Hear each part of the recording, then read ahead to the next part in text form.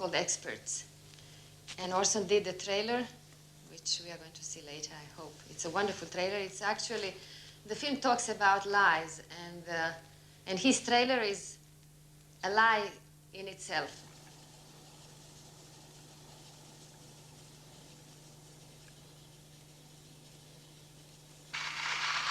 This lady, does she know more than she's telling? Ladies and gentlemen. Or is she telling more than she knows? Ladies and gentlemen, I've been asked to provide a few words of explanation. Now, how shall I begin? You're talking about movies. Begin with the director. You ought to do that. Modesty forbids. Oh? Oh. Well, we all know what the critics have said about the movie. Our movie coming soon to this theater? Delicious, delirious, delightful. Go on. I'm quoting the critics. They've acclaimed it as a cinematic... I know one thing. I never offered a painting or a drawing to a museum who didn't buy it. That never refused one. The author of the fake autobiography was also the author of a real biography about a faker, the great art faker, Elmire. Great faker of the 20th century becomes a modern folk hero for the rest of us, who have a bit of loss in ourselves, but simply don't have the courage or the opportunity to express it. The following commercial message, which is fairly brief and completely dishonest, concerns the advent soon on this same screen of the motion picture entitled F for Fake, which rips the veil of secrecy from a whole series of scandalous items. For instance, the 22 Picassos, worth who knows how many millions. How did this young woman get her hands on them? Why did her grandfather soak them all in gasoline and burn them to ashes? People wonder why it was so difficult to get permission to show this film in America. They should remember that when F for Fake was playing to packed houses in the rest of the world, Howard Hughes was still alive. Supposedly. And if Kodar was carrying on with Picasso in the south of France, how did Hughes, who was busy at the time growing his toenails in Vancouver, make it to those secret meetings on the Mexican pyramid? And what about the tiger? Who is under that sheet? By what strange chain of circumstances did this savage beast move from Managua to a penthouse swimming pool in Beloit, Wisconsin? And who is this man? CF for Fake, the movie that dares to ask that question. The UFOs, Gary, we were going to mention. Remember that the unidentified flying objects only appeared after my radio broadcast? And what about that flying object? And here... Ladies and gentlemen, suppose I come right out with it and admit to you now that my old Martian hoax on the radio was... well, not exactly a hoax.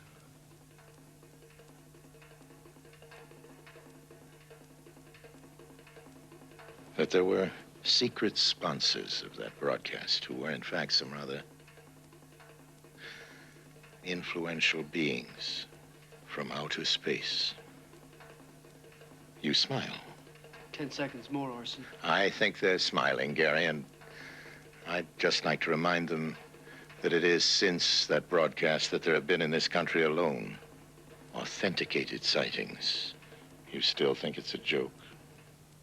Good. That's the way we want you to feel about it.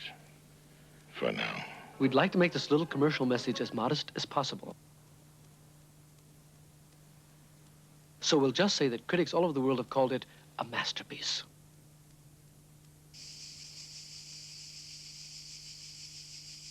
The trailer for F for Fake was rejected by the American distributors. Too long, too extravagant. He was disappointed about that because he wanted to explore this new avenue of film essay. But as he said, a movie maker's paint box was much too expensive, and that's why sometimes, rarely, but sometimes he regretted for not continuing painting, although he thought of himself as a second-rate painter.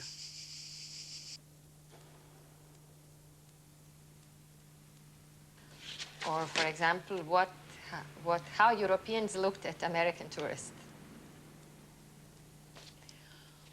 Or the doorman of a chic French hotel looked at that tourist.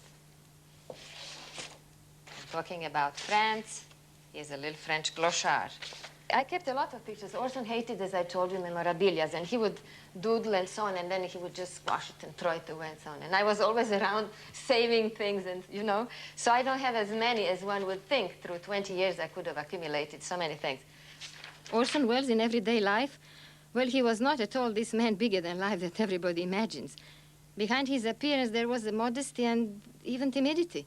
He hated this image of a megalomaniac that people had of him, and this was his answer to that.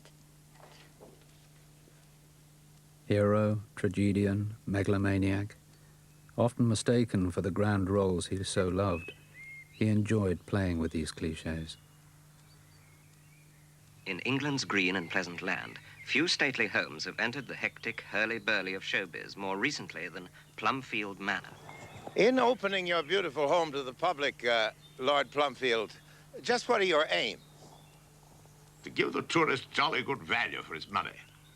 Do you feel you're keeping up with your competitors in the other stately homes?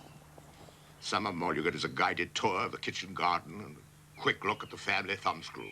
Show we put on here is best the county. Hello. This is my son, Alger. Ah. How do you do? Hello. Gosh, how is it? Golly. Jolly good, Alger. Jolly good. Thank you, Peter. Another. And, there's my wife, Countess. She's a great favorite with the tourists. She's a very fine dramatic recitation. Ah, Lady Plumfield. And if pushed, she'll take off her cardigan. There's the butler, Blemish. Oh? He does animal impressions. Do some of your animal impressions, Blemish. He says he doesn't want to. Pity. Temperamental old devil. I'd give him the sack, but we need the eggs. You seem to be giving the tourists a wonderful entertainment. It just seems a pity you're stuck out here in the country. Oh, we're hoping to bring the show into town. Just as soon as we can sell the house. But then you'll have nowhere to live. Huh, we don't live in the house. We live here.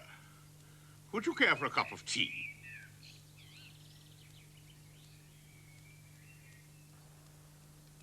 Lord Plumfield versus Wells, a small puzzle in two parts and from two different times.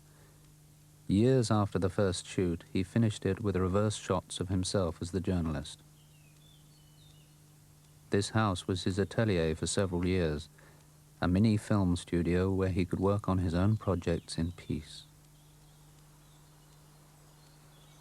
Scene 58, take one.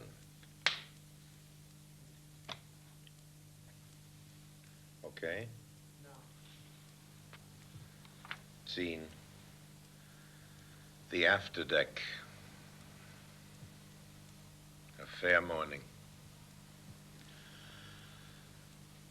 Tied up, twisted, eyes like coals still glowing in the ashes of a ruin, Ahab lifts up to the clearness of the morn his splintered helmet of a brow. This glad, this happy air, this winsome sky, at last seems almost to dissolve the canker-wrinkled beating in his heart. The cruel stepmother world now throws affectionate arms around that stubborn neck. Old Ahab drops a tear into the sea. Now does the vast Pacific hold such wealth as that one drop. Cut.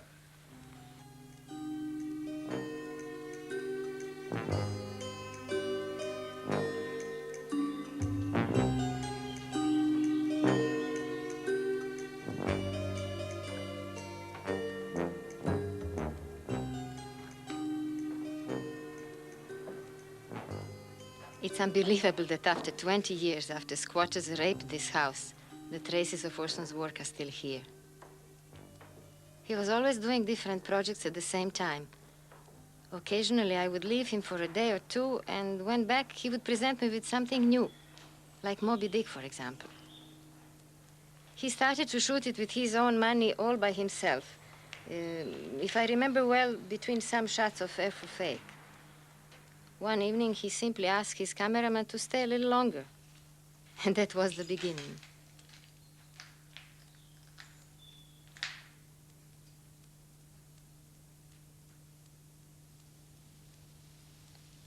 Call me Ishmael. Some years ago, never mind how long, I thought that I would sail about a little and see the watery part of the world. Whenever I grow grim about the mouth and hazy in the eyes, whenever it's a damp November in my soul, I count it time to get to sea. Almost all men, sometime or other, cherish these same feelings toward the ocean. Why did the old Persians hold the ocean holy? And the still deeper meaning of that story of Narcissus, who, because he could not grasp the mild, tormenting image in the fountain, plunged into it and drowned.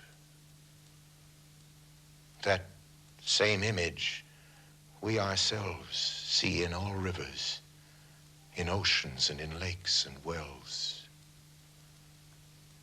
The image of the ungraspable,